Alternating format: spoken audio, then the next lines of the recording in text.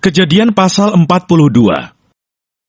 Saudara-saudara Yusuf pergi ke Mesir. Setelah Yakub mendapat kabar bahwa ada gandum di Mesir, berkatalah ia kepada anak-anaknya, "Mengapa kamu berpandang-pandangan saja?" Lagi katanya, "Telah kudengar bahwa ada gandum di Mesir. Pergilah ke sana dan belilah gandum di sana untuk kita, supaya kita tetap hidup dan jangan mati." Lalu pergilah 10 orang saudara Yusuf untuk membeli gandum di Mesir. Tetapi Yakub tidak membiarkan Benyamin, adik Yusuf, pergi bersama-sama dengan saudara-saudaranya, sebab pikirnya, jangan-jangan ia ditimpa kecelakaan nanti. Jadi di antara orang yang datang membeli gandum, terdapatlah juga anak-anak Israel, sebab ada kelaparan di tanah Kanaan. Sementara itu Yusuf telah menjadi mangku bumi di negeri itu. Dialah yang menjual gandum kepada seluruh rakyat negeri itu. Jadi ketika saudara-saudara Yusuf datang, kepadanya lah mereka menghadap dan sujud dengan mukanya sampai ke tanah.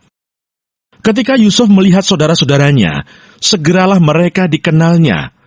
Tetapi ia berlaku seolah-olah ia seorang asing kepada mereka. Ia menegur mereka dengan membentak, katanya, "Dari mana kamu?" Jawab mereka, "Dari tanah Kanaan, untuk membeli bahan makanan." Memang Yusuf mengenal saudara-saudaranya itu, tetapi dia tidak dikenal mereka. Lalu teringatlah Yusuf akan mimpi-mimpinya tentang mereka. Berkatalah ia kepada mereka, "Kamu ini pengintai, kamu datang untuk melihat-lihat di mana negeri ini tidak dijaga." Tetapi jawab mereka, "Tidak, Tuanku, hanyalah untuk membeli bahan makanan hamba-hambamu ini datang. Kami ini sekalian anak dari satu ayah. Kami ini orang jujur, hamba-hambamu ini bukanlah pengintai."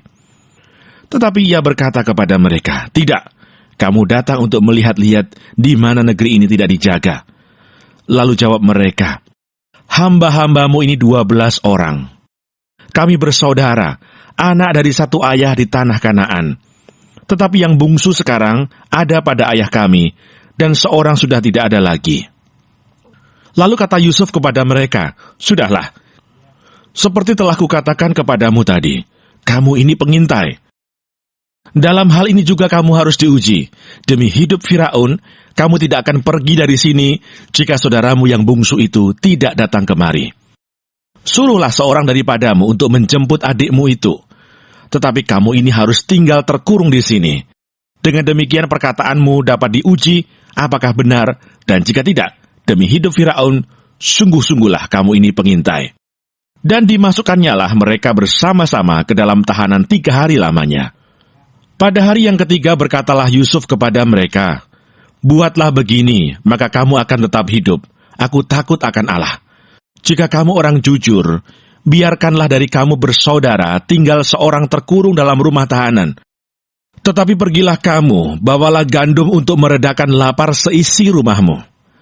Tetapi saudaramu yang bungsu itu haruslah kamu bawa kepadaku, supaya perkataanmu itu ternyata benar, dan kamu jangan mati."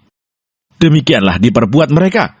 Mereka berkata seorang kepada yang lain, "Betul-betullah kita menanggung akibat dosa kita terhadap adik kita itu.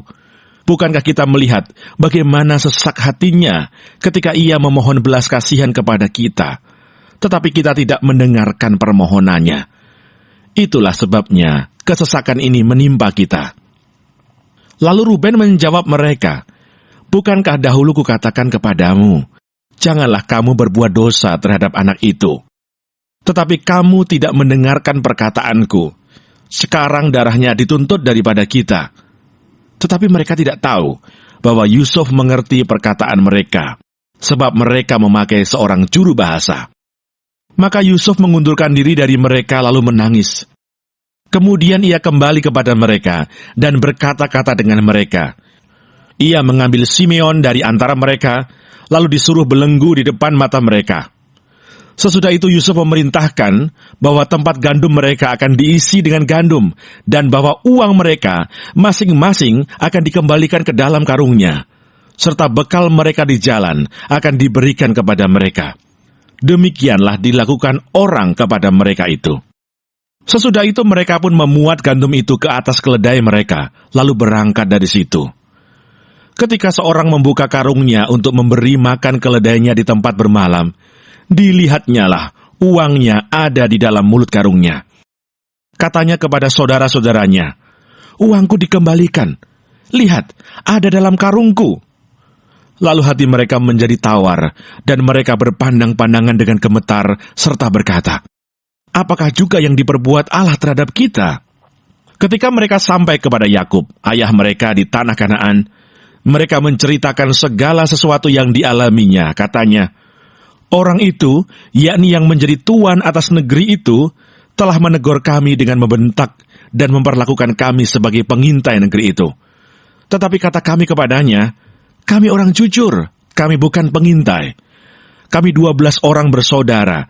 Anak-anak ayah kami, seorang sudah tidak ada lagi, dan yang bungsu ada sekarang pada ayah kami di tanah Kanaan.' Lalu kata orang itu, yakni yang menjadi tuan atas negeri itu kepada kami, 'Dari hal ini aku akan tahu apakah kamu orang jujur. Dari kamu bersaudara, haruslah kamu tinggalkan seorang padaku. Kemudian bawalah gandum untuk meredakan lapar seisi rumahmu, dan pergilah. Lalu bawalah kepadaku saudaramu yang bungsu itu, maka aku akan tahu bahwa kamu bukan pengintai, tetapi orang jujur. Dan aku akan mengembalikan saudaramu itu kepadamu, dan bolehlah kamu menjalani negeri ini dengan bebas.' Ketika mereka mengosongkan karungnya, tampaklah ada pundi-pundi uang masing-masing dalam karungnya. Dan ketika mereka beserta ayah mereka melihat pundi-pundi uang itu, ketakutanlah mereka. Dan Yakub ayah mereka berkata kepadanya, 'Kamu membuat aku kehilangan anak-anakku. Yusuf tidak ada lagi, dan Simeon tidak ada lagi. Sekarang Benyamin pun hendak kamu bawa juga. Aku inilah yang menanggung segala-galanya itu.' Lalu berkatalah Ruben kepada ayahnya, 'Kedua anakku laki-laki boleh engkau bunuh, jika ia tidak kubawa kepadamu. Serahkanlah dia ke dalam tanganku, maka dia akan kubawa kembali kepadamu.' Tetapi jawabnya, 'Anakku itu tidak akan pergi ke sana bersama-sama dengan kamu, sebab kakaknya telah mati, dan hanya dialah yang tinggal. Jika dia ditimpa kecelakaan di jalan yang akan kamu tempuh, maka tentulah kamu akan menyebabkan aku yang ubanan ini turun ke dunia orang mati karena duka cita.'